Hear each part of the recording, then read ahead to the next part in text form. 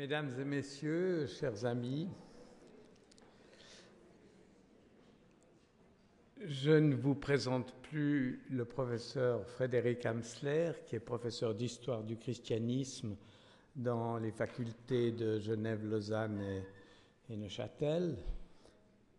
Il est venu déjà plusieurs fois nous faire des conférences et cet après-midi, il va aborder une figure très importante au moment du modernisme, Loisy, Alfred Loisy.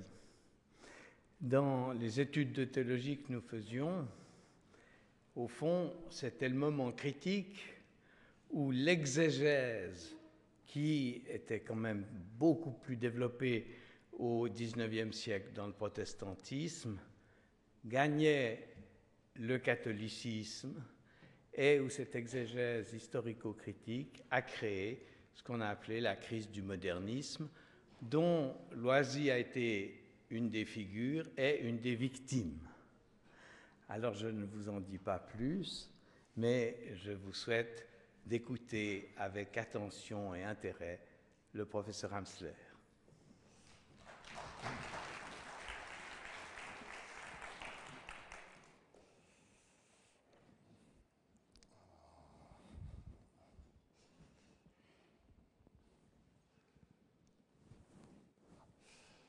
Mesdames et messieurs, le 7 mars 1908, une nouvelle secoue le monde de la théologie et émeut plus largement encore l'opinion publique en faisant la une des journaux. Le prêtre français Alfred Loisy est frappé d'excommunication majeure par le pape Pie X. C'est la sanction la plus grave que l'autorité romaine puisse infliger. Cela signifie que toute relation de convention, de correspondance, tout rapport de vie civile ou privée avec lui est interdit aux catholiques romains, hors les cas de nécessité. Un excommunié de ce genre doit être rigoureusement exclu, sans violence, des divers offices. S'il s'y refuse, les fidèles doivent se retirer ainsi que les officiants. Même après la séparation de l'Église et de l'État en 1905 en France, pareille sanction constitue une forme de mise à ban de la société, en tout cas de la France catholique. Comment et pourquoi en est-on arrivé là? Quelles explications trouver à cette condamnation, qui fut un drame non seulement pour Alfred Loisy, mais encore et surtout pour l'exégèse biblique catholique romaine et, je pense, pour l'exégèse biblique d'expression française en général. Qu'est-ce qui, au début du XXe siècle, a pu pousser l'Église catholique romaine à sanctionner pareillement un de ses prêtres pour ses idées? Quelles pouvaient bien être les idées de ce prêtre pour que l'institution romaine se sente à ce point menacée? Comme vous le pressentez, il est possible de se livrer à plusieurs lectures de l'excommunication de Loisy, selon les présupposés que l'on a. On pourrait par exemple adopter le point de vue de Rome et considérer cette excommunication comme la sanction méritée d'un déviationniste impénitent. À l'inverse, adoptant le point de vue entre guillemets de la victime, on pourrait gloser longtemps sur l'autoritarisme et l'intolérance du magistère romain à l'égard de l'un de ses plus brillants intellectuels. Si vous me le permettez, je vais tenter de me faufiler entre ces deux approches qui sont l'une et l'autre piégées par les jugements de valeur qu'elles impliquent et tenter de mettre en lumière les logiques sous-jacentes de ce conflit. Compte tenu de la documentation à notre disposition, il me semble que nous assistons dans l'affaire Loisy à un double conflit. Il y a évidemment la controverse théologique autour de la place de l'exégèse historique et critique de la Bible dans la théologie de l'époque, mais il y a aussi, je pense, un conflit intérieur chez Alfred Loisy qui va entrer en résonance avec les grandes interrogations de l'époque. Et je vous propose donc une présentation de l'homme par lequel le scandale est arrivé. et quelques clés de lecture pour comprendre la crise qui a éclaté au tournant des 19e et 20e siècles dans le catholicisme romain français. Je me concentrerai sur la période de formation théologique d'Alfred Loisy jusqu'à la condamnation de ses livres en 1903, car je trouve assez fascinant de voir à quel point sa vie intime, personnelle, est comme le reflet miniaturisé de la crise religieuse de toute une époque. Cela me permettra d'évoquer le problème de l'exégèse biblique, où se noue le conflit entre histoire et théologie, ou, comme on disait alors, entre science et foi chrétienne, qui est au cœur de ce qu'on appelle la crise moderniste. Dans les premières années du XXe siècle, les idées modernes ou modernistes ont provoqué une crise très profonde dans le catholicisme. En réalité, le modernisme n'est que la phase aiguë en catholicisme d'une crise générale de la théologie au XIXe siècle. Comme indiqué dans le texte de présentation de cet exposé, l'essor de la critique historique et rationaliste appliquée à la Bible par les théologiens dits libéraux au XIXe siècle a provoqué une crise profonde au sein du christianisme occidental, aussi bien catholique romain que protestant. Dans les deux confessions, la critique biblique a fait voler en éclats les consensus doctrinaux élaborés durant les siècles antérieurs et nous en ressentons l'onde de choc jusqu'à aujourd'hui. Autrement dit, le libéralisme théologique est un peu à la théologie ce que la Révolution française est au modèle politique et social de l'Ancien Régime et ce que la Révolution industrielle est à l'économie. C'est un bouleversement, voire une rupture. Le libéralisme théologique, qui s'est nourri de la critique historique, a fait éclater le consensus théologique issu de la Réforme dans le monde protestant et issu du Concile de Trente dans le monde catholique romain.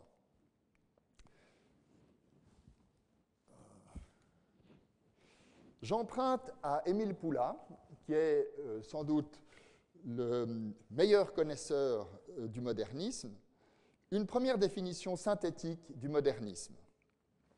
En son sens le plus général, le modernisme peut se définir comme la rencontre et la confrontation actuelle d'un passé religieux depuis longtemps fixé avec un présent qui a trouvé ailleurs qu'en lui les sources vives de son inspiration.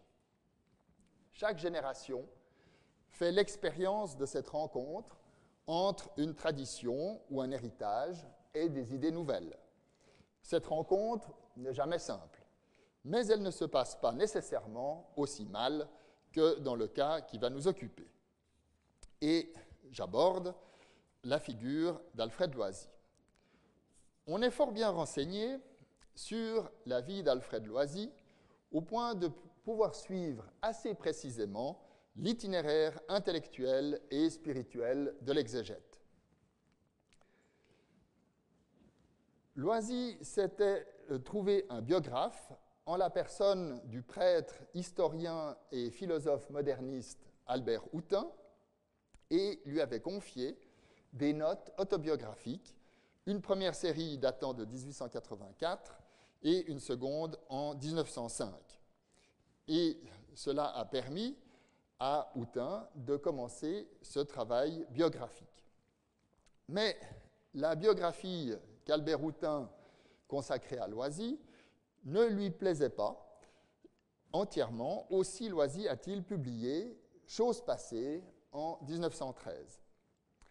Et puis, à la mort d'Albert Houtin en 1927, Loisy découvre que son biographe avait secrètement poursuivi son travail, bien que cette biographie soit restée inédite et que finalement il faut attendre le travail d'Émile Poulain pour que cette biographie faite par Albert Houtin soit publiée. Mais Loisy a eu accès à ce manuscrit inédit et s'est senti menacé par une éventuelle publication de cette biographie et il s'est mis alors à rédiger ses mémoires. Donc, mémoires pour servir à l'histoire religieuse de notre temps, 3 volumes qui totalisent environ 1800 pages in octavo. Comme le dit finement Émile Poulain, les mémoires sont ainsi l'œuvre d'un homme qui refuse d'être vu comme il se devine vu, mais qui se sait vu quand il cherche à se montrer comme il se voit.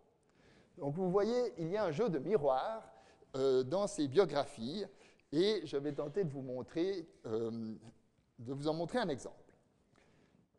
On possède enfin les carnets personnels de Loisy pour les années 1930-1940, dont l'édition est en préparation.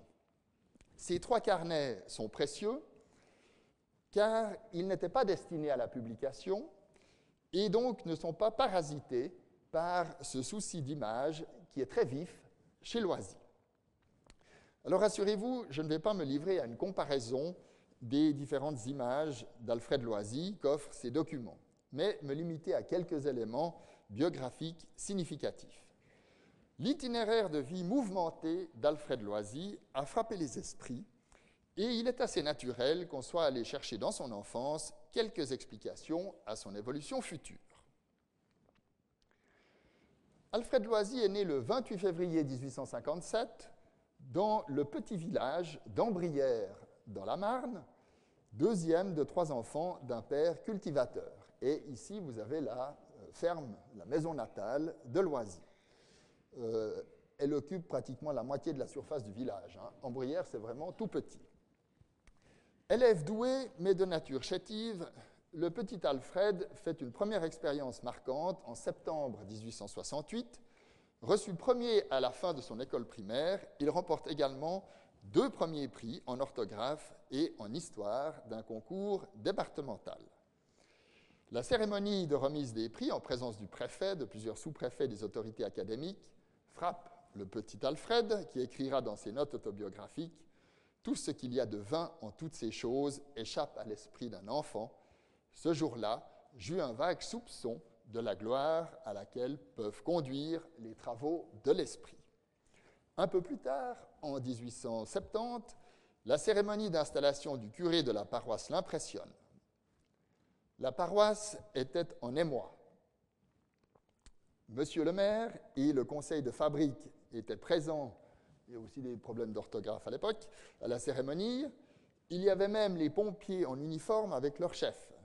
Ce ne fut qu'un éclair, mais c'est de ce jour-là probablement que je fus marqué pour le sacrifice et orienté presque sans m'en apercevoir vers le sacerdoce. Jugé inapte au maniement de la charrue, Alfred Loisy est destiné aux études classiques qu'il accomplit à un rythme accéléré malgré la guerre franco-allemande de 1870.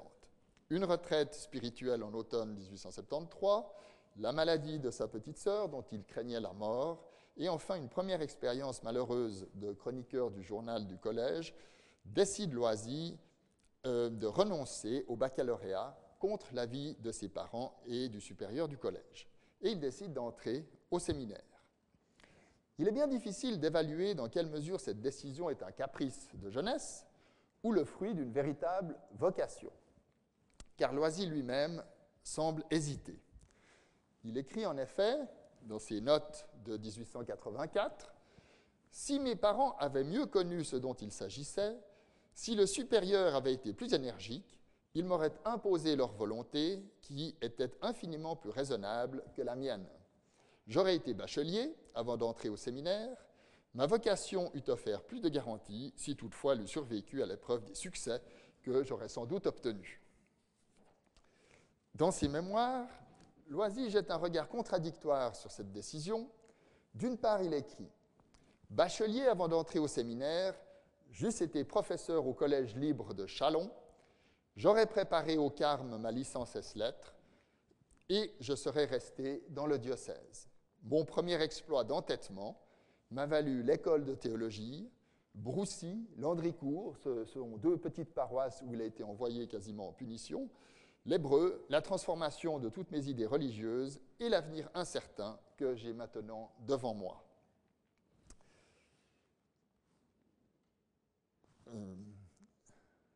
Oh, attendez, je au bon endroit.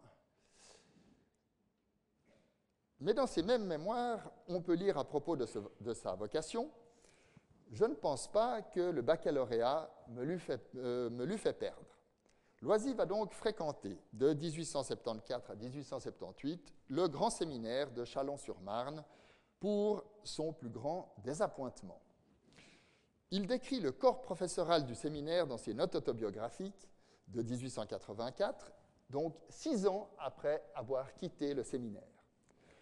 Le corps des directeurs formait un ensemble assez disparate. Le supérieur, nommé Roussel, était un vieillard intelligent, énergique, un peu dégoûté du monde, forçant l'estime et inspirant la crainte. Une discipline exacte régnait dans la maison. L'économe avait la naïveté que l'ascétisme chrétien donne aux esprits simples. Le professeur de morale était le type du curé inféodé à l'univers, orthodoxie étroite, intolérance fougueuse. Avec cela, vulgarité et prétention. Le dogme était enseigné par un prêtre qui avait passé 2 années à Rome et qui en était revenu docteur en théologie et en droit canon. Il ignorait profondément tout ce qu'il était supposé savoir, bien que lorrain d'origine, il eût mérité d'être italien, à la fois intelligent et paresseux. Le professeur d'écriture sainte et d'histoire était un saint homme, mais l'esprit le moins critique, le moins fait pour l'étude que j'ai jamais connu. Il est depuis entré chez les jésuites, mais après 1 an de noviciat, il a quitté la compagnie. Être jésuite sans aucun talent, quand on n'a pas de nom ou pas de fortune, ça ne se conçoit pas. Les règles de l'Institut n'ont pas d'exception, même pour les saints. Le professeur de philosophie était le seul homme qui eut une idée juste des nécessités des temps présents et des défauts énormes de l'enseignement clérical. Il y remédiait pour sa part, mais il était trop ardent. Il ne connaissait pas la force de résistance qui se trouve dans la soutane, surtout quand elle peut prendre le nom de tradition. Cette citation, dans laquelle se manifeste l'ironie mordante de Loisy, qui ne lui a pas attiré que des amis, comme vous pouvez l'imaginer, n'a pas pour but de rassurer les professeurs actuels de théologie par la médiocrité de leurs prédécesseurs. Elle n'est pas non plus l'expression banale du ressentiment d'un étudiant à l'encontre de ses enseignants qui l'ont enquiquiné durant ses études. Ce témoignage est intéressant car, outre la probable attente déçue du séminariste, il révèle surtout le chemin intellectuel parcouru par Loisy au cours des 6 ans qui ont suivi sa sortie du séminaire. Tout d'abord, Loisy ne passe pas au crible l'ensemble de ses professeurs, mais seulement ceux de morale, d'écriture sainte et de philosophie, disciplines pour lesquelles ses intérêts sont les plus marqués. Loisy décoche 2 sortes de critiques. Une critique des personnes, de leur caractère, et une critique de leurs idées ou de leur positionnement dans le champ de la théologie. Critique personnelle seulement pour le supérieur et l'économe, critique personnelle et théologique pour le professeur de morale et celui de philosophie, critique théologique seulement pour le professeur d'écriture sainte, le domaine dans lequel Loisy va se spécialiser. Cette philippique contre l'enseignement traditionnel trouve peut-être effectivement son origine au séminaire, mais c'est certainement après le séminaire qu'elle est devenue aussi acérée.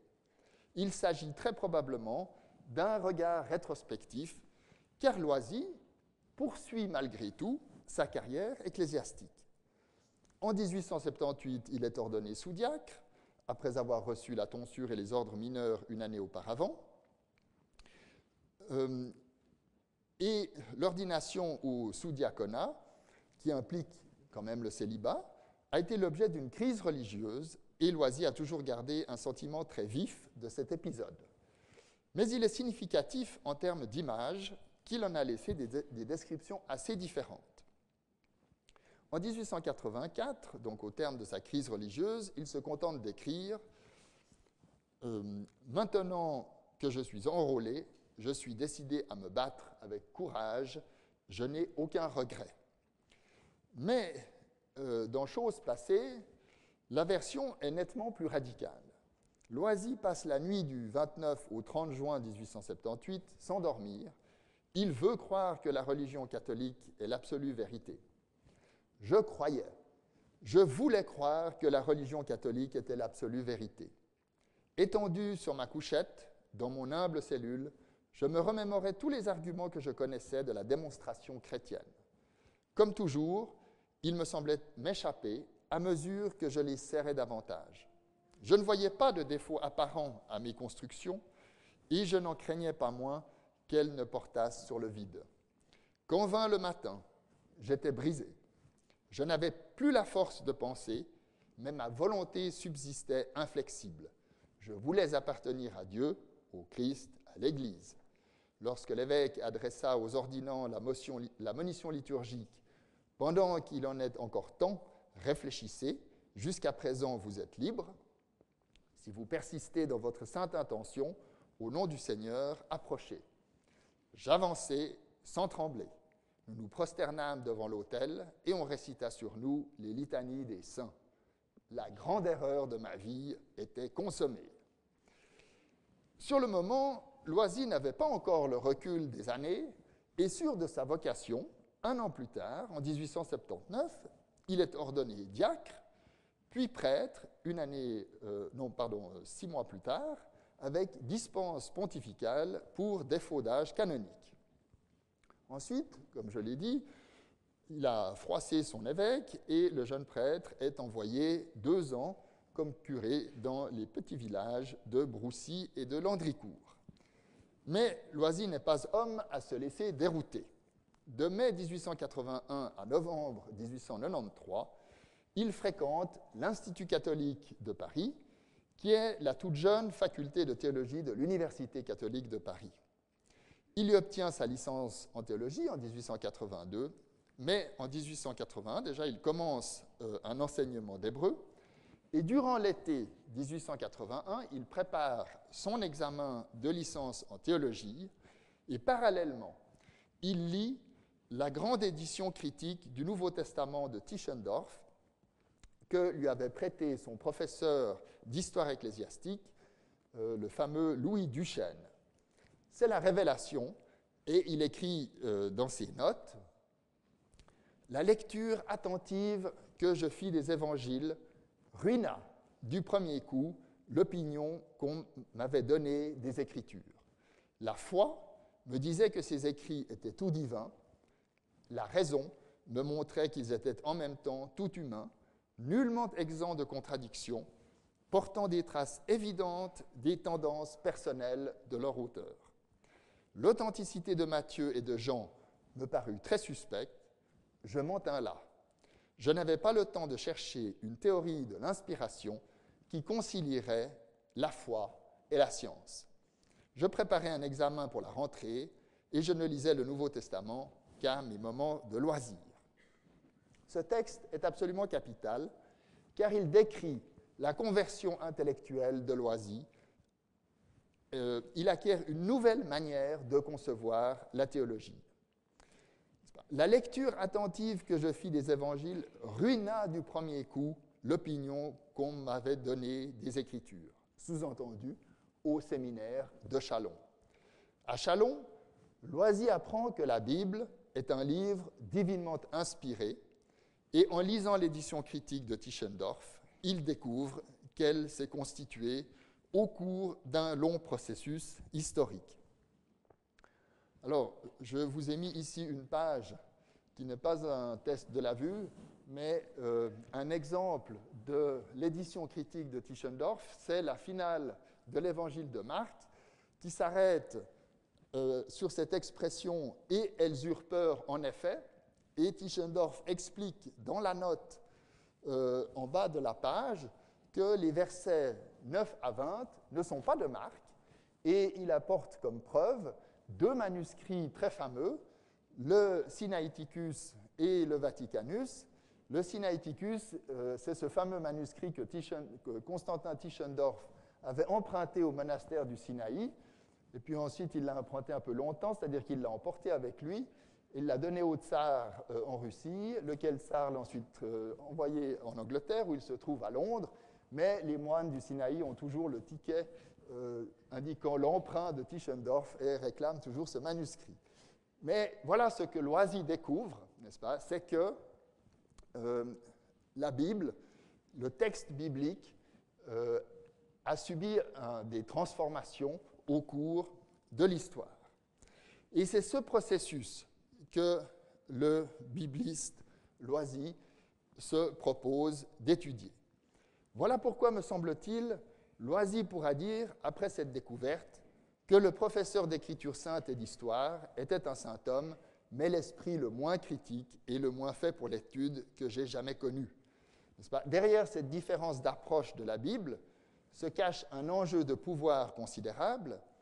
Dans le modèle de la théologie traditionnelle, le professeur d'écriture sainte n'avait pas à être critique, car sa fonction était de montrer la conformité de la Bible à la doctrine de l'Église, l'exégèse n'ayant qu'une fonction apologétique. En devenant critique et historique, l'exégèse biblique cesse d'être la servante de la doctrine ecclésiastique pour devenir une instance critique.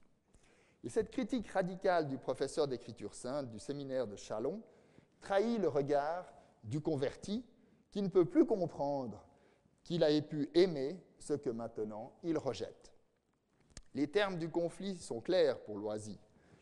La foi me disait que ces écrits étaient tout divins, la raison me montrait qu'ils étaient en même temps tout humains. L'expression « la foi me disait » révèle une conception de la foi qui trouve l'origine de son autorité non pas dans l'âme ou dans le cœur, mais dans l'enseignement magistériel de l'Église reçu au séminaire. À l'inverse, l'expression « la raison me montrait » indique que la raison est elle-même la source de son autorité et qu'elle s'impose à Loisy dans son surgissement même. Et la résolution de cette contradiction n'est qu'esquissée. Je n'avais pas le temps de chercher une théorie de l'inspiration qui concilierait la foi et la science.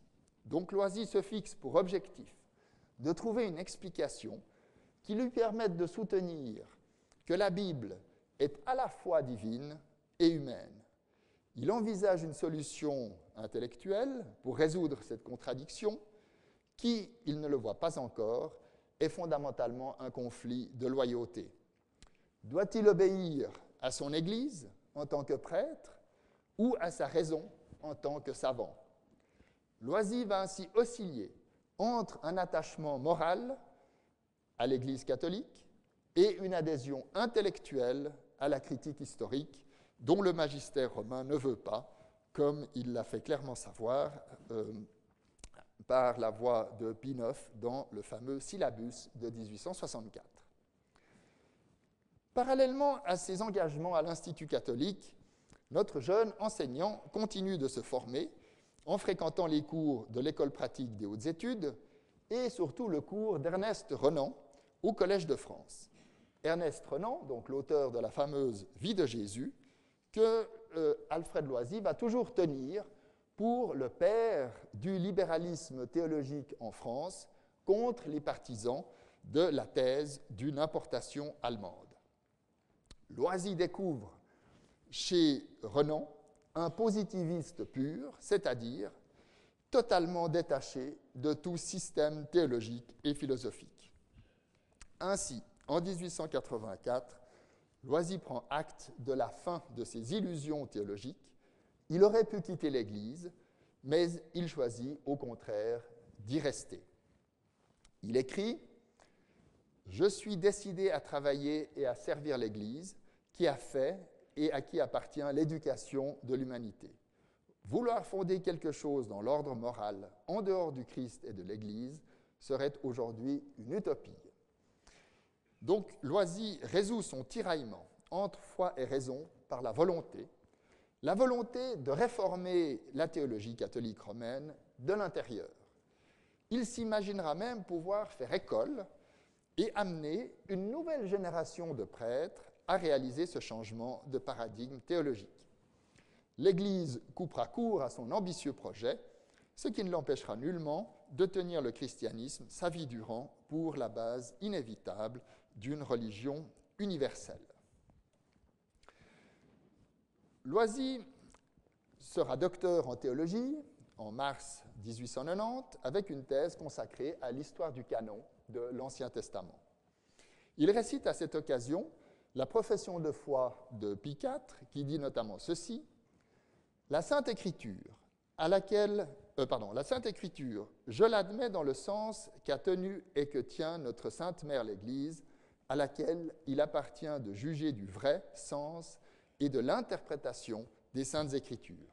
Je l'admets et je ne l'admettrai et interpréterai jamais que selon le sens unanime des pères. Il est absolument évident que Loisy ne croit plus un mot de ce qu'il récite. Et au plus fort de la crise moderniste, eh bien, on ne manquera pas de lui rappeler cette déclaration de foi.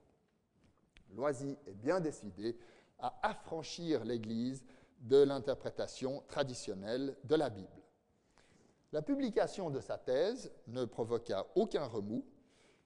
Il a même certains appuis, notamment à l'Institut catholique de Paris, dont le recteur, Monseigneur Dulst, n'est pas dupe et dit en le soutenant « c'est un petit Renan ». Je passe maintenant à la période plus compliquée des sanctions. Nous sommes aujourd'hui parfaitement informés des procédures et des rapports de force qui ont abouti à la mise à l'index des ouvrages de Loisy en décembre 1903, grâce aux travaux d'édition de Klaus Arnold et de Giacomo Losito qui ont travaillé aux archives du Vatican, donc les archives de la congrégation de l'index qui sont ouvertes depuis 2005. À grands traits,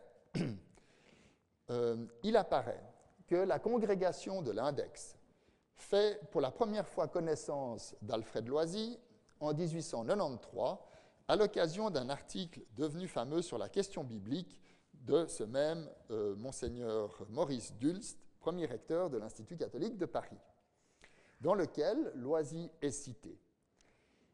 Et puis, Loisy fait aussi l'objet d'une dénonciation anonyme pour son introduction à sa traduction du livre de Job qui est apparu en 1892. Malgré les expertises très négatives des deux consulteurs, la congrégation de l'index ne condamne pas personnellement Loisy. Mais le climat est mûr pour prendre des mesures et c'est l'encyclique Providentissimus Deus de Léon XIII qui va régler plus largement la question biblique dans un sens assez restrictif. Et Loisy, quitte d'une condamnation ecclésiastique, se voit contraint tout de même de démissionner de son poste d'enseignant à l'Institut catholique de Paris en novembre 1893. Il va vivre alors pendant 5 ans comme aumônier d'un pensionnat de dominicaines de Neuilly-sur-Seine, ce qui va lui permettre de poursuivre ses travaux et de composer un très volumineux ouvrage resté inédit, mais qui vient d'être publié en novembre de l'année dernière par François Laplanche et qui est intitulé « La crise de la foi dans le temps présent ». Ce manuscrit est du plus haut intérêt parce que c'est notamment dans ce manuscrit que Loisy va puiser l'essentiel de son fameux petit ouvrage « L'Évangile et l'Église » dont je reparlerai, ouvrage réalisé en quelques mois.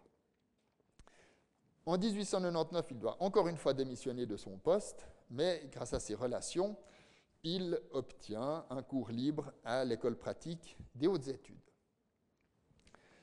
Mais durant cette même année 1900, Loisy est rappelé au bon souvenir, ou plutôt au mauvais souvenir, de la congrégation de l'index par une plainte de l'archevêque de Paris, le cardinal Richard de la Vergne, qui est relative à un article d'un dénommé A. Firmin, La religion d'Israël, les origines.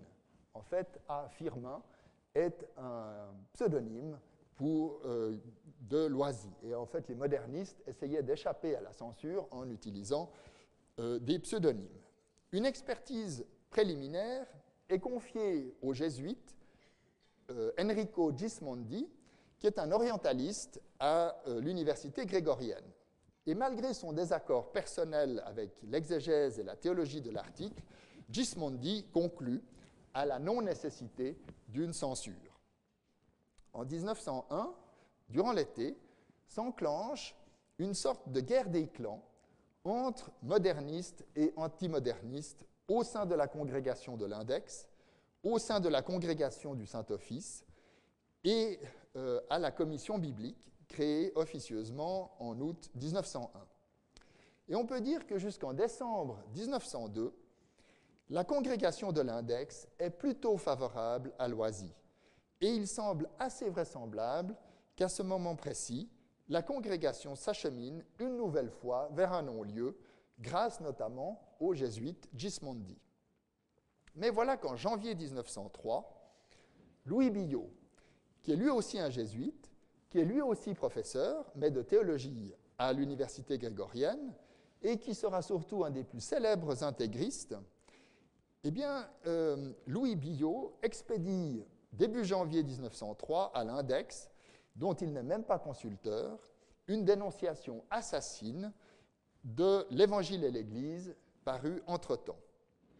Le vent est alors en train de tourner, puisque durant ce même mois de janvier 1903, les études évangéliques que vient de publier Loisy sont à leur tour dénoncées à l'Index. Et puis finalement, il faut une grosse erreur tactique de Gismondi pour que les consulteurs de la congrégation de l'Index proposent la mise à l'Index de l'Évangile et l'Église et de 4 autres ouvrages de Loisy. Ceci début juillet 1903. Nouveau rebondissement, puisque Léon XIII meurt le 20 juillet 1903, ce qui interrompt la procédure. Mais Pie X, le successeur de Léon XIII, sitôt élu, donc le 4 août 1903, eh bien, les adversaires français de Loisy lancent une dénonciation de l'exégète à la congrégation du Saint-Office. Et Pie X, contrairement à ce que les historiens pensaient, s'est immédiatement, mais secrètement révélé antimoderniste en transférant le dossier de la congrégation de l'Index à la suprême congrégation du Saint-Office.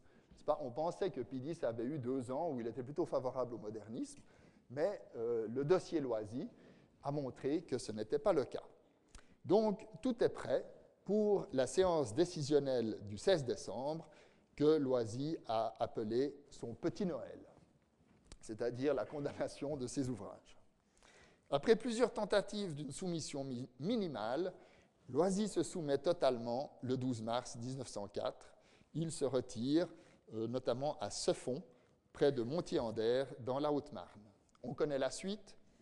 En été 1907, c'est le décret Lamentabili Sane Exitu, et puis l'encyclique Pascendi. Loisy est sommé de se rétracter.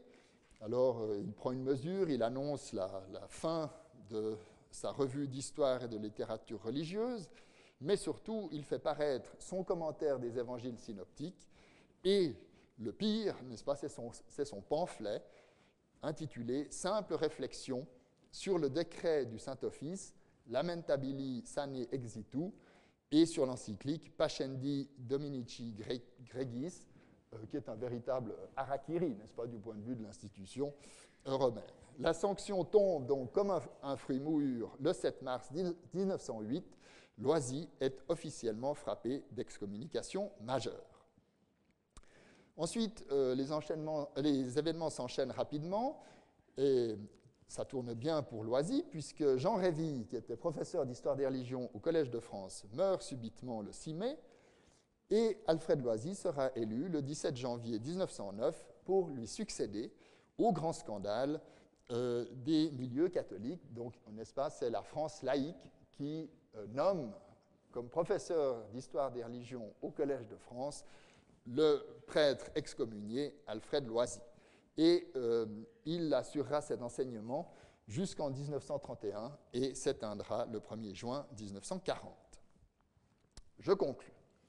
Incontestablement, Alfred Loisy n'était pas heureux dans le ministère. Ce n'était pas pour des raisons morales. en raison d'un célibat mal assumé ou que sais-je d'autre. Il est malheureux parce que son intelligence est à l'étroit dans l'institution, au point de le faire douter de sa vocation. À l'instar d'un nombre appréciable de théologiens libéraux allemands du XIXe siècle, Loisy s'est retrouvé dans une théologie en décalage avec son temps et avec ses aspirations intellectuelles. Le conservatisme récurrent de ces institutions ecclésiastiques de formation en France, aussi bien catholiques en France que luthériennes en Allemagne, eh bien, s'est souvent avéré incapable de répondre aux attentes des meilleurs élèves. Et parmi les fidèles ministres qu'elles ont pu former, se sont trouvés quelques génies blessés, bien décidés à changer les choses, si vous me passez l'expression.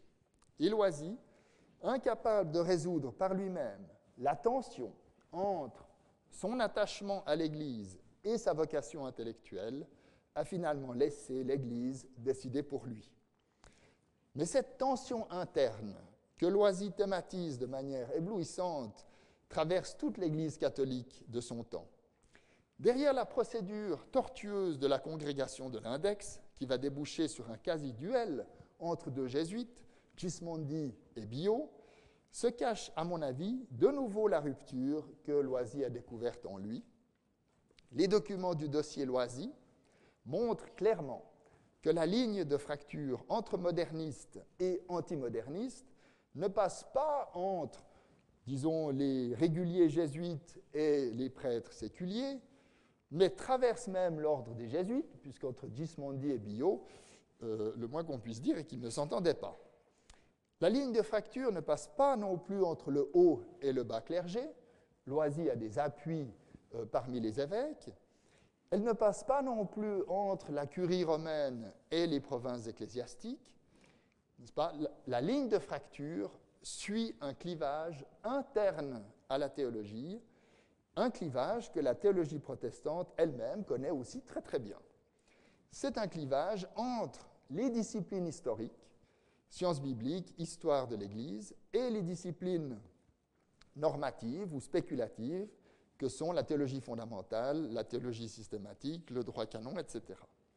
La condamnation de Loisy jette une lumière crue sur la difficulté, sinon l'incapacité, des théologiens romains formés dans les disciplines spéculatives, normatives et juridiques de la théologie d'intégrer la dimension historique à laquelle les biblistes, eux, ne pouvaient se soustraire sous peine de paraître scientifiquement non crédibles. Il est clair que le développement de la critique historique appliquée au texte biblique obligeait à un profond rééquilibrage des disciplines au sein de la théologie et à la construction d'un nouveau paradigme. Autrement dit, et de manière très simplifiée, en cessant de fonctionner comme caution scripturaire de la doctrine de l'Église, l'exégèse biblique critique ne pouvait guère échapper à l'accusation de saper les fondements de l'Église et de sa foi.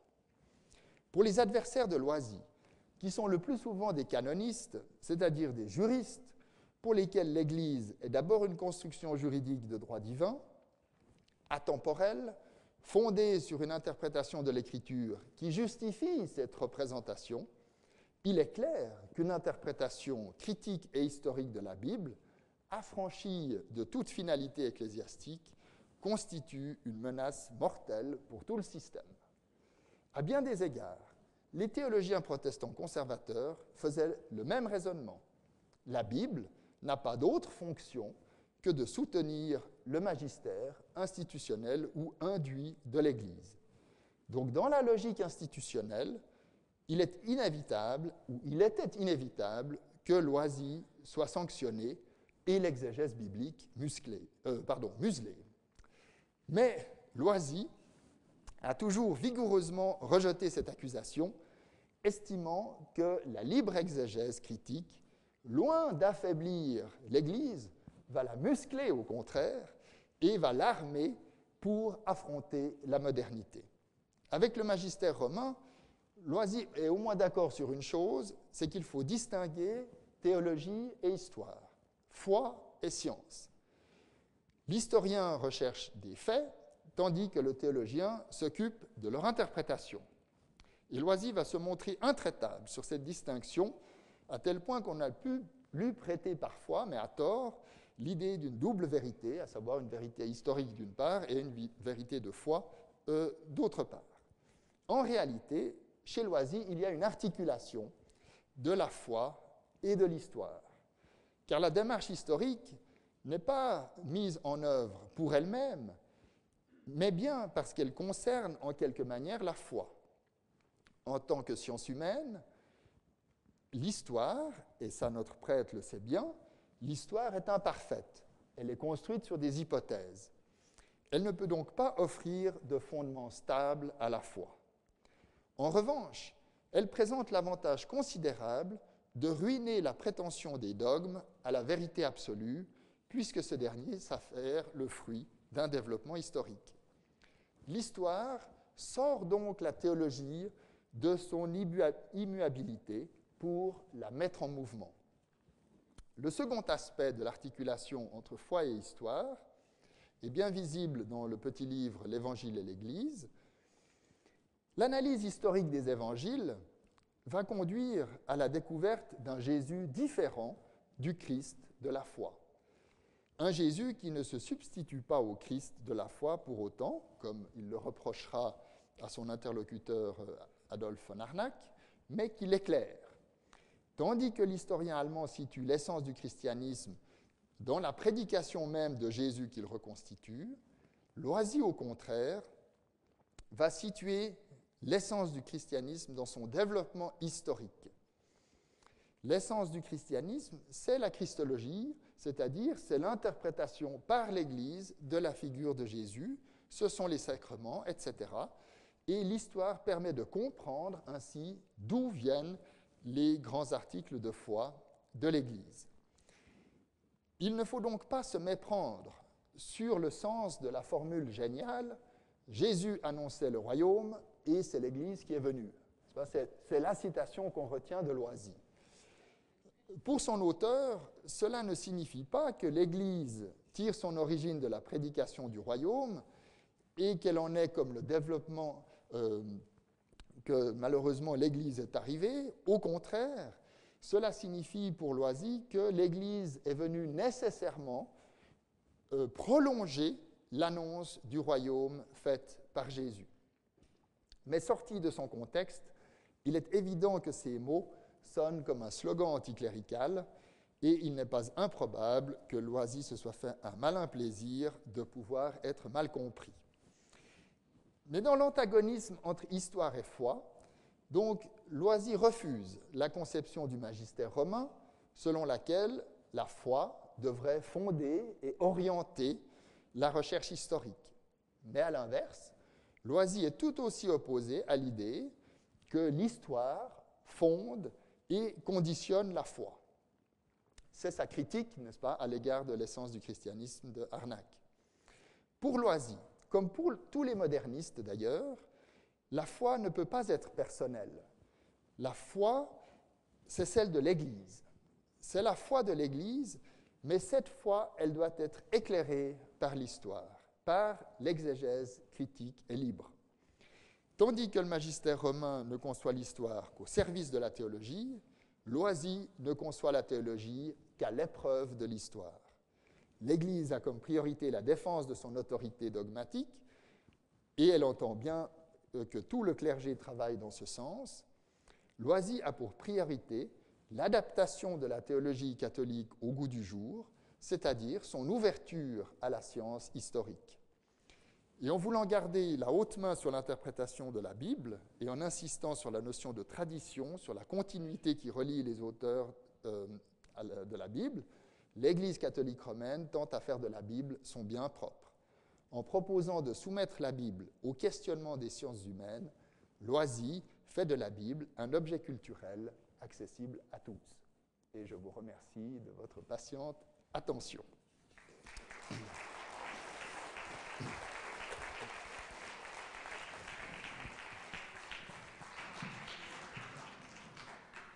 Merci pour l'évocation de cette grande figure du modernisme. Et nous allons faire une petite pause pendant laquelle les questions vont être recueillis, mais je voudrais vous signaler que le professeur Amsler a publié un dossier sur Loisy dans la revue de théologie et de philosophie, le numéro 3 de 2010, donc c'est tout récent, et vous trouverez là un ensemble de contributions qui ont été l'objet d'un colloque fort intéressant qui pourra vous permettre de prolonger la réflexion. Alors nous faisons une toute petite pause et nous recueillons les questions et nous y répondons. Bonne rentrée. Allez.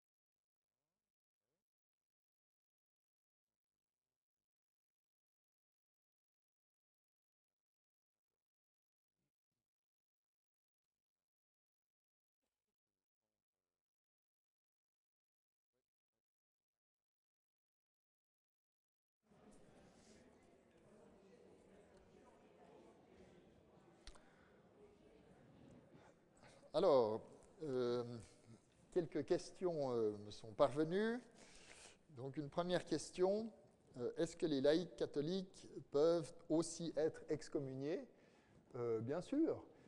C'est-à-dire que, suivant les erreurs commises, la sanction peut être plus ou moins grave, mais le fait de priver de la scène est une mesure qui peut être prise aussi bien contre des clercs que contre des laïcs. D'ailleurs, l'excommunication n'est pas propre au catholicisme romain. Pas dans le protestantisme, en tout cas à l'époque de la Réforme, l'excommunication était largement pratiquée par le consistoire. La différence principale, c'est que dans le protestantisme, l'excommunication est provisoire, tandis qu'elle est définitive dans le catholicisme romain. Ensuite, un exemple concret de la mise en doute d'un texte biblique. Alors, il y avait quelques grands problèmes. Il y avait par exemple le problème de l'authenticité mosaïque du Pentateuque. La doctrine de l'Église était que le Pentateuque avait été écrit par Moïse. Alors, il y avait eu des discussions infinies pour savoir si Moïse était ou non l'auteur du Pentateuque. Alors on enlevait le dernier chapitre du Deutéronome où est relatée la mort de Moïse, en disant qu'il ne pouvait pas raconter sa propre mort, mais à part ça, la thèse classique était que Moïse avait écrit le Pentateuque. Évidemment, quand on a découvert des textes, des récits de création, des récits de déluge dans le Proche-Orient ancien, eh bien, on s'est aperçu que la Bible n'était pas si originale que ça, et il y a eu un grand débat sur l'antériorité des textes bibliques par rapport aux textes mésopotamiens, etc. Et, il a bien fallu conclure que la Bible n'était pas tombée du ciel, mais s'inscrivait dans un contexte culturel. On peut prendre un autre exemple, c'est Matthieu, l'évangile de Matthieu. La thèse traditionnelle, pratiquement depuis l'Antiquité, est que le plus ancien évangile était l'évangile de Matthieu. Il y a un témoignage d'un dénommé Papias d'Hierapolis qui explique que Matthieu a été écrit en langue hébraïque et que les autres évangiles ne sont que des traductions de Matthieu. En fait, c'est un témoignage apologétique pour défendre l'évangile de Matthieu qui est très subtil, qui fait croire que Matthieu a été écrit dans la même langue que la langue d'expression de Jésus de Nazareth, par conséquent, il devait être le plus fidèle. En réalité, l'évangile de Matthieu que nous possédons a été écrit en grec, c'est absolument pas du grec de traduction, mais c'était la thèse traditionnelle. Et puis évidemment, dans l'évangile de Matthieu, vous avez les fameuses paroles « Tu es Pierre, et sur cette pierre je bâtirai mon église ». Alors évidemment, quand Matthieu est le plus ancien évangile, eh bien, ça donne de l'autorité à cette sentence. Si vous dites que Matthieu n'est pas le plus ancien évangile, mais qu'il s'est inspiré de sources, dont notamment l'évangile de Marc, eh bien, chez Marc, vous n'avez pas cette sentence « Tu es Pierre, et sur cette pierre je bâtirai mon église », et puis on ne la trouve pas non plus dans les autres évangiles, et maintenant l'explication consiste à dire que c'est dans la communauté particulière de Matthieu qu'on a valorisé la figure de Pierre, mais que ce n'était pas du tout, disons, quelque chose de général. Donc ça relativise, si vous voulez, le témoignage de Matthieu. C'est pourquoi les exégètes pouvaient, sur la question ce qu'on appelle la question synoptique, devaient respecter l'antériorité de Matthieu, c'est-à-dire contre ce qu'on appelle l'hypothèse des deux sources, à savoir que les évangiles de Matthieu et Luc s'inspirent de Marc, qui est plus ancien, et d'une collection perdue de paroles de Jésus. Donc, Loisy était tout à fait partisan de l'hypothèse des deux sources. Il était en débat il discutait de cela avec ses collègues allemands, mais il se fait évidemment sanctionner parce qu'il refusait l'antériorité de Matthieu. Quelle relation Alfred Loisy a-t-il entretenue avec le dominicain Lagrange. Alors ça c'est intéressant, parce que Lagrange est donc le fondateur de l'école biblique de Jérusalem, un contemporain de Loisy, mais qui a été beaucoup plus prudent. C'est-à-dire que Lagrange, disons, a intégré beaucoup d'éléments de l'archéologie, notamment dans l'interprétation des textes bibliques, mais il est resté d'une prudence de Sioux sur la question synoptique, sur l'interprétation. Il a toujours suivi, disons, mais vraiment sur le fil du rasoir, la position romaine. Et Loisy trouvait que Lagrange manquait franchement de courage et qu'il aurait dû dire clairement ce qu'il pensait et comment il envisageait l'exégèse.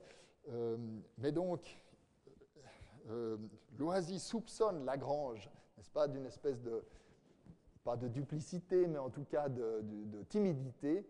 Et Lagrange donc, dirigeait la revue biblique. Et dans la revue biblique, il y a toujours des commentaires extrêmement prudents des textes pontificaux et des textes de la commission biblique, mais il n'a jamais été sanctionné, il n'a jamais franchi, Lagrange n'a jamais franchi la ligne rouge. Alors que Loisy était beaucoup plus, évidemment, mordant et critique.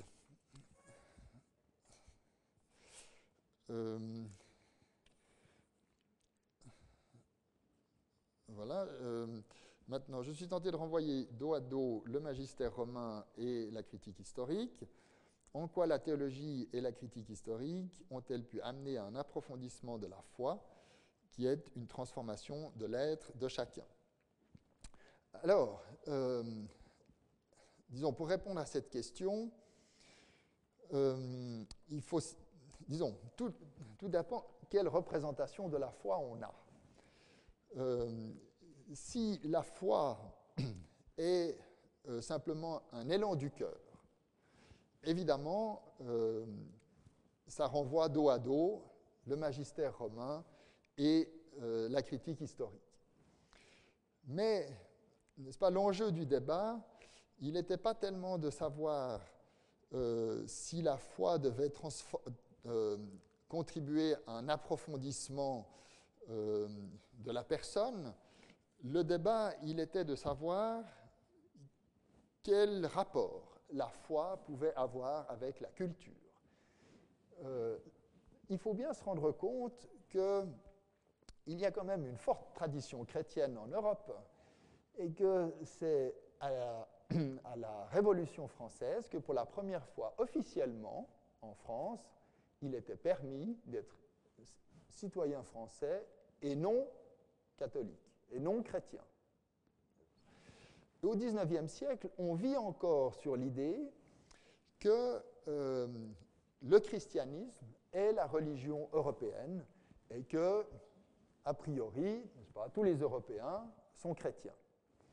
Et donc, le souci, n'est-ce pas, des modernistes, c'est que la foi chrétienne continue d'être une religion attractive pour l'ensemble de la population européenne.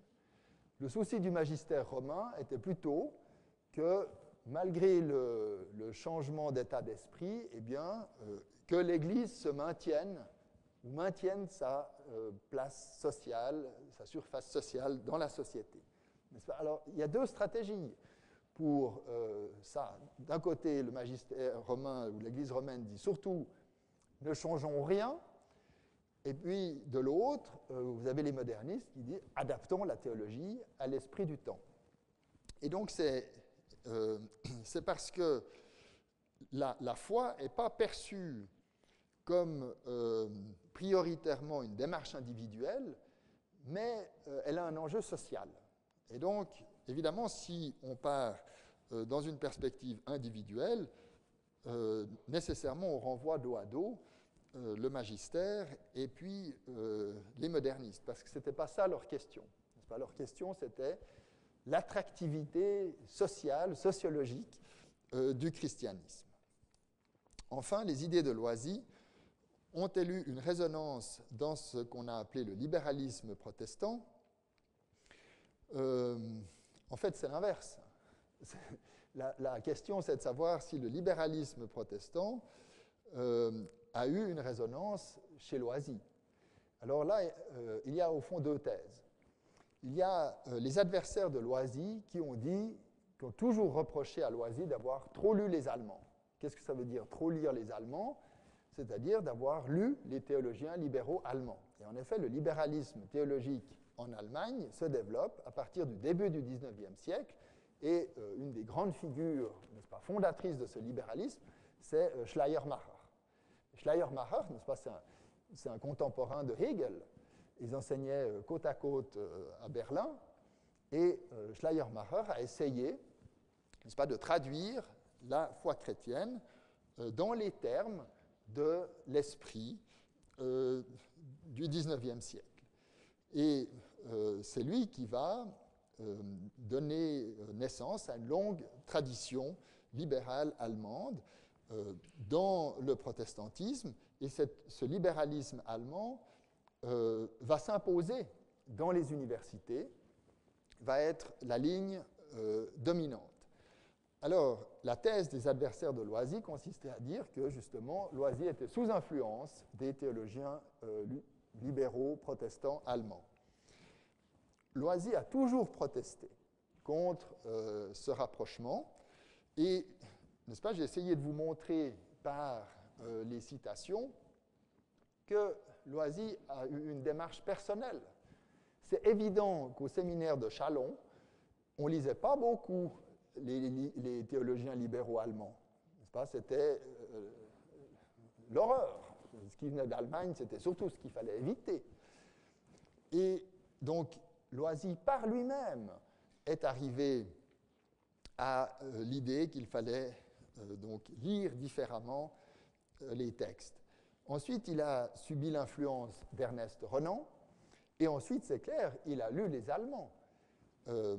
Et il les a beaucoup lus, il les a bien lus, mais je ne pense pas qu'on peut réduire, disons, Loisy à un sous-produit du libéralisme théologique protestant allemand.